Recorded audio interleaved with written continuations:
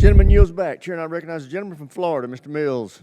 Thank you so much, Mr. Chairman, Mr. Secretary, General Kane, and the Honorable. We'd love to just thank you for this opportunity, for coming here, and for continuing to push forward the warfighter ethos, for making sure that the realities, regardless of what's said in here, are the realities on the battlefield that we're getting day in and day out.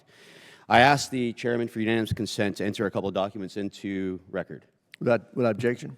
I'll be entering into record my DD-214, published in 2003, indicating my Bronze Star and other wartime medals and decorations. I'd also like to present the document provided by the Department of the Army in 2024 that also authorizes vets and verifies all medals and/or awards, as well as a document by Paul Savitsky, former Special Forces member, that annotates the 2 explosions that I was involved in Baghdad. Without objection, so ordered. Mr. Secretary, as you know, you're pretty familiar with the ideas of slander, defamation, and attack on character. So I apologize for having to take that moment to be able to go ahead and correct the record, but it was necessary. I would also note that my OMPF file that was FOIA'd by the Department of the Army, or that was FOIA'd, was actually released by the Department of the Army the same day as yours was. So everything is sitting on the actual website itself if people aren't too lazy to look at it. Secretary Hegseth, thank you for your testimony and for the time that you have here today. As the Chairman noted, President Trump's incredible $1.5 trillion investment into our national defense is set to reverse the years of atrophy that our defense industrial base has faced over time, especially small, innovative businesses and needs of a solid demand that signal that our War Department is ready to buy American. I witnessed myself as I was with you in Merritt Island, Florida, as we went on the Arsenal tour, and unfortunately, I didn't get to do the cool things like fly in a jet really quick and buzz around while we were all actually doing hard work here. But I wanted to just say, Mr. Secretary, that can you detail for us how the Department of War has eased the path for American small businesses to contract with the department?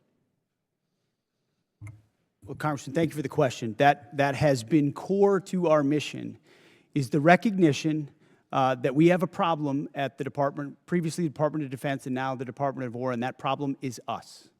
That problem is our bureaucracy, our process that is meant to block out new competitors and protect existing primes. And there are great primes that provide great products, and we continue to support them.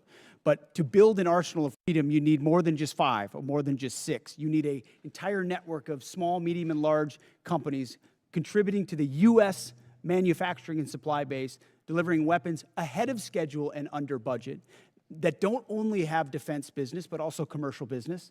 And when we need something, can move quickly and adapt accordingly because there are multiple options. So our acquisitions transformation, a speech and memo and directive we rolled out on that, the Arsenal of Freedom tour, going out there with the hard hats and saying, you are part of the workforce, you have the backs of our warriors, just changing the entire dynamic to say, you shouldn't have to sue the department in order to get a contract with the department.